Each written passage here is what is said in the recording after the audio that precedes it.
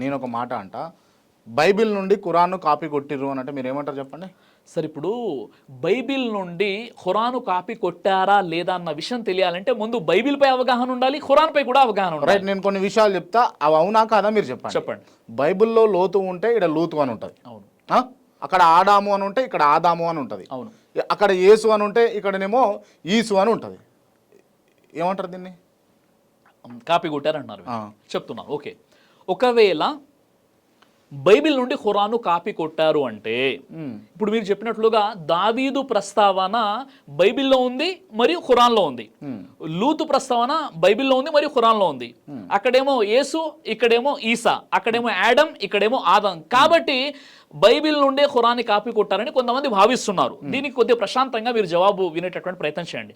ఉదాహరణ నేను చెప్పే విషయం ఏంటంటే, దావీదుని దావుద్ అలైహిస్సలాం, దావుద్ అని ఇక్కడ అంటారు. అయితే దావీదు గురించి బైబిల్ ఏం చెప్తుందంటే దావీదు వ్యభిచారం చేశాడని బైబిల్ అంటుంది. కానీ ఖురాన్ దావీదు వ్యభిచారం చేయలేదు, ఆయన పరిశుద్ధుడు, అంటే ఆయన పరిశుద్ధుడు, వ్యభిచారం అన్న ప్రస్తావన ఇక్కడ లేదు. ఒకవేళ కాపీ కొడితే అక్కడ వ్యభిచారం చేశాడు, ఇక్కడ వ్యభిచారం చేశాడని ఉండాలి. రెండో విషయం ఏంటంటే ఇక్కడ లూతు, అక్కడ లోతు అని బైబిల్లో ఉంది, ఇక్కడ లూత్ అలైహిస్సలాం అంటారు. అంటే లోతు ప్రవక్త తన సొంత కూతుర్లతో వ్యభిచారం చేశాడు, శయనించాడని బైబిల్లో ఉంది. కానీ ఇది చాలా తప్పు. ఖురాన్ ప్రకారంగా ఇలాంటి విషయం లేదన్నమాట.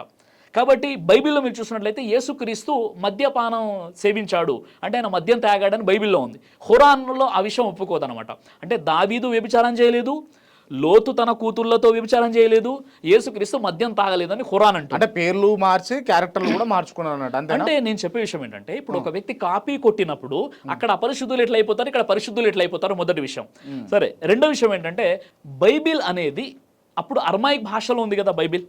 బైబిల్ అర్మాయిక్ భాషలో ఉంది. సరే, ఖురాన్ కంటే ముందే బైబిల్ ఉంది, అవును కదండి. ఖురాన్ కంటే ముందే బైబిల్ అనేటటువంటి పుస్తకము ఉంది.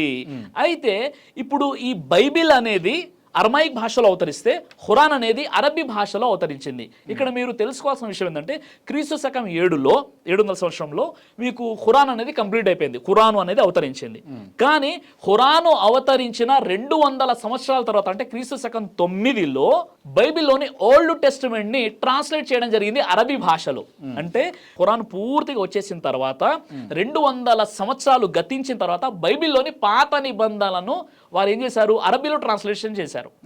అప్పటికే అరబీలో బైబిల్ ఉందంటే ముహమ్మద్ ప్రవక్త రాండి కాపీ కొట్టారని చెప్పుకోవచ్చు. తర్వాత ఇంకో ఆశ్చర్యపోతారు మీరు ఒక విషయం చెప్తే, అదేంటంటే బైబిల్ ఇప్పుడు న్యూ టెస్టిమెంట్ ఉంది కదా, కొత్త నిబంధన ఉంది కదా, అది దాదాపు నాకు తెలిసి 1914, 1920 ఆ టైంలో దాన్ని ట్రాన్స్లేట్ చేశారు. అంటే ఖురాను కంప్లీట్ అయిపోయిన తర్వాత 1000 సంవత్సరాల తర్వాత మీకు బైబిల్ యొక్క న్యూ టెస్టిమెంట్ వచ్చింది. అర్థమైందండి? ఇక్కడ మీకు బైబిల్ ఏదైతే గ్రంథం ఉందో ఆ బైబిల్ ఖురాను కంప్లీట్ అయిపోయిన తర్వాత 200 సంవత్సరాలకు బైబిల్లోని పాత నిబంధనను ట్రాన్స్లేషన్ చేస్తే ఖురాను కంప్లీట్ అయిపోయిన 1000 సంవత్సరాల తర్వాత కొత్త నిబంధనని ట్రాన్స్లేట్ చేశారు. కాబట్టి అసలు అవకాశము మరియు ఆస్కారమే లేదన్నమాట. ఇది కేవలం ఒక ఎలిగేషన్. మరో విషయం ఏం చెప్తున్నానంటే, నిజంగా మీరు చెప్పినట్లుగా బైబిల్ నుండి ఖురాన్ని కాపీ చేశారన్న విషయమే మీకు వాస్తవమైనట్లయితే సైంటిఫిక్ కూడా కొన్ని విషయాలు ఖురాన్లో ఉన్న విషయాలు బైబిల్లో ఉండవు.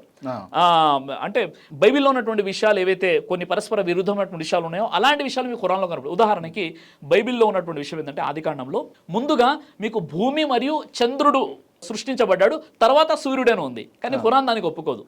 సైంటిఫిక్గా మనం చూసినట్లయితే ముందు సూర్యుడు వచ్చాడు, తర్వాత భూమి, చంద్రుడు. కానీ ఇక్కడ బైబిల్ ఏమంటుంది, ముందు భూమి, తర్వాత 3వ రోజు చంద్రుడు, 4వ రోజు సూర్యుడు అని ఉంది. ఖురాన్ ఆ విషయాన్ని ఒప్పుకోదు. అలా చాలా విషయాలు ఉన్నాయన్నమాట.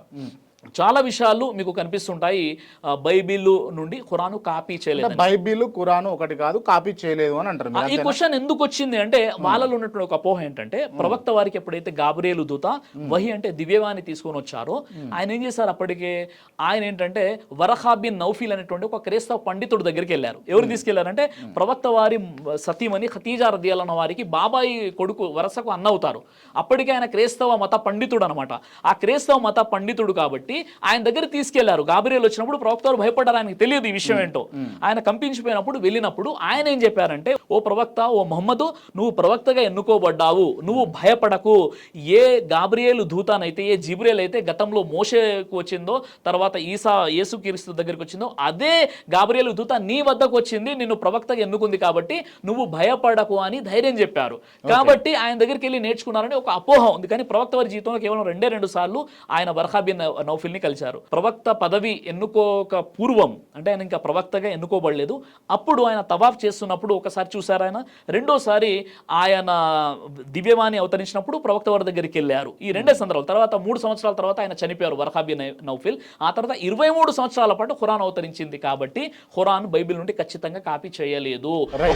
దైవ ప్రవక్త ముహమ్మద్ సల్లల్లాహు అలైహి వసల్లం వారు తెలియజేశారు, కడుపుకు సంబంధించినటువంటి అన్ని రకాల వ్యాధులకు అద్భుతమైనటువంటి ఔషధం తల్బీనా. ఇది దైవ ప్రవక్త వారి సున్నత్, మంచి ఆహారం, ఇమ్యూనిటీ బూస్టర్, ఇందులో షిఫా ఉంది. ఇది మంచి ఔషధంగా కూడా పనిచేస్తుంది. కాబట్టి పిల్లలు అయినా పెద్దలు అయినా ఎవరైనా దీనిని ఉపయోగించవచ్చు. అలాగే ఖురాన్లో దైవం తెలియజేశాడు, తేనెలో మీకు స్వస్థత ఉంది అని. కాబట్టి స్వచ్ఛమైనటువంటి ఫారెస్ట్ హనీ కోసం మీరు సంప్రదించండి. అలాగే పురుషుల కోసం ప్రత్యేకంగా తయారు చేయబడినటువంటి షాహీ హల్వా, ఇది లైంగిక సమస్యలను దూరం చేసి శృంగార సామర్థ్యాన్ని పెంచుతుంది, మీ దాంపత్య జీవితంలో మంచి అనుభూతినిస్తుంది. ఇందులో ఎలాంటి సైడ్ ఎఫెక్ట్స్ లేవు. ఇది కంప్లీట్గా హెర్బల్ ప్రొడక్ట్స్తో తయారు చేయబడినటువంటిది. కాబట్టి స్క్రీన్ పై కనిపిస్తున్నటువంటి ఈ నెంబర్స్కి కాల్ చేసి మీరు ఇప్పుడే ఈ ప్రొడక్ట్స్ని ఆర్డర్ చేసుకోవచ్చు. కొరియర్ ఫెసిలిటీ కూడా ఉంది. ఆలస్యం ఎందుకు, వెంటనే ఆర్డర్ చేయండి.